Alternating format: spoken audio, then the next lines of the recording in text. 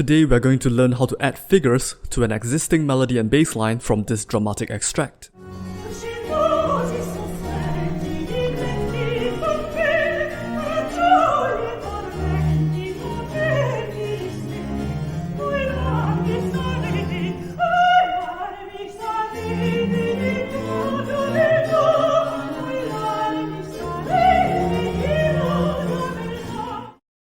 That was an aria from Handel's Alessandro, and ABRSM used it as the extract for question 1 in their grade 7 2020 Set A paper. The question is basically asking candidates to insert figures below the bass line to indicate chords, chromatic alteration, and suspensions. In this particular question, the first two bars are already completed, so let's take a closer look at the answer ABRSM has provided us. The music is written in the key of D minor, and that has been adapted from Handel's original score that is composed in E minor. The first A note is an upbeat, and the first chord we encounter is a tonic of D minor, first in the root position, then in the first inversion. The next chord is a rather dissonant chord, chord 7 diminished in the first inversion. This chord is made up of 3 notes, E, G, and C sharp, with the C sharp being a raised 7th scale degree from the harmonic minor. Then we have chord 1 followed by chord 6B, both acting as the tonic function. The next chord is a minor dominant in the first inversion. As opposed to the chord 7 in bar 1, this chord now employs the natural 7th scale degree with C, E, and A notes. The reason why it has a C rather than a C sharp is because the bass line forms part of a descending melodic minor scale, from C down to A. Therefore, all the notes should be drawn from the natural minor. There is also a 7/6 suspension here.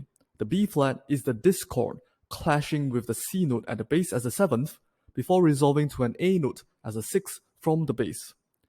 The next chord is a chord 4B that also comes with a 7/6 suspension, but is not played in the melody. This suspension is still notated in the figured bass for the harpsichordist to play. Now, how do we start inserting figures to indicate chords? We will have to start by determining the keys and modulation. Judging by the appearances of these C sharps here, I think we are still in the key of D minor. Do not be swayed by the B natural notes. They form part of the D melodic minor scale, and do not mean that we are no longer in D minor.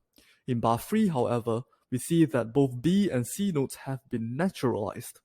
The lack of any sharps and flats point towards a modulation to C major. Another observation is the movement of the bass notes from D to G leading into C in fifths. This confirms that the music has modulated to C major. From bar 4 onwards, we see that the B flat note remains naturalized, but there is an addition of an F sharp and a G sharp note. This is a clue that the music has modulated to A minor, ending with an imperfect cadence. We can now visualize the change of keys this way, starting from D minor to C major, then to A minor. This is indispensable because we can only choose the right chords with the right notes if we know what key we are in. Now that we have clarified the key areas, we can move on to figuring the bass line. The first two asterisks should be figured with a 4-sharp-3. This is a 4/3 suspension over a major chord 5 with a C sharp note. The D note is the discord, while the C sharp is the note of resolution. Therefore, we have to insert a sharp beside the figure 3. Alternatively, you can omit the 3 and just indicate 4-sharp. The next chord should be a chord 4B, a G major chord in the first inversion. This is the resultant chord when the 6th scale degree has been raised.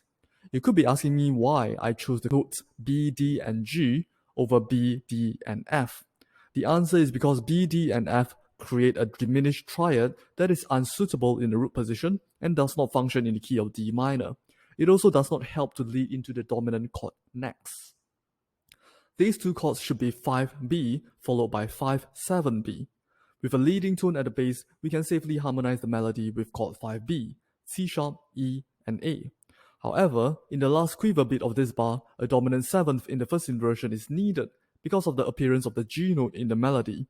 This note clashes with the C sharp at the bass as a diminished 5th. And when we see this interval, we must not harmonize it as a chord 7th diminished in root position. That is way too dissonant, but with a 5-7B that is more acceptable to the Baroque ears. We should now resolve the dominant to the tonic of D minor. The first tonic in root position does not require any figures, as 5-3 is optional. When the bass note D moves down to a C note, we can harmonize this as a chord 1-7-D, a typical passing 7th chord used in Baroque music. This will require the figures 4-2.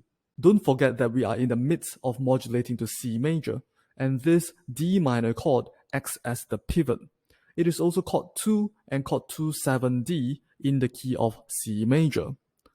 This will then lead us into the dominant function of C major. With the B natural note at the base, we need a chord 5B that is later extended into a dominant 7th chord. This is required because of the F note in the melody that forms a 7th with the bass. Don't forget that this dominant 7th chord has a B natural instead of a B flat, so we need to indicate a floating natural in the figures to tell musicians that the third from the bass note, in this case the B flat note, should be naturalized into a B natural. We finally arrive to the new tonic, C major. This is in the root position and does not require a figure. Next, the D and B natural notes should form a chord 7 diminished in the first inversion with the notes D, F, and B. We do not want to harmonize it as a G major chord D, G, and B because it does not help us to get to the next key and will eventually clash with the G sharp in the next chord. The B diminished chord is also a pivot and appears as chord 2 diminished from A minor's perspective. Next, we can introduce A minor's dominant. Technically, no figures are required for a chord in root position, but because this E major triad requires a G sharp and a B natural note, these chromatic alterations should be included. The natural 5 figure will create a B natural from the E note, while the sharp 3 will create a G sharp from the same bass note. For the next chord, we can simply use an F major chord with F, A, and C, implying an interrupted cadence, chord 5 going to chord 6. Now these two notes have appeared before on the third beat of the same bar. We could choose to use the same diminished chord. Alternatively, if you are feeling fancy, extend that chord 2 diminished to a chord 2 half diminished 7th, B, D, F, A, but in the first inversion with the D note at the base. To do this, write 6-5 in the figure and don't forget the natural beside the 6. Without this natural, the continual players will play a B flat according to the key signature. Lastly, we can harmonize this beat with chord 5 of A minor, an E major triad. This will require a natural 5th and a sharpened 3rd to indicate the chord tones E, G sharp, and B natural. Be reminded that there is a B flat in the key signature and no G sharp. That is why chromatic alteration is needed in the figures. Question 1 in the ABRSM Grade 7 Theory exam is quite challenging, but if candidates understand keys, modulation, chord functions, and inversions well, they should do just fine. As you can see here, an extract in a minor key could be more difficult because of chromatic alterations and a different usage of melodic versus harmonic minor. I hope this has been useful, and if you want more videos like this, let me know in the comments below. Hey guys, my name is Kenneth and I help music teachers and students with everything related to ABRSM music theory. If you found my content helpful, hit the like button and consider subscribing to my channel so you don't miss out on any of my videos.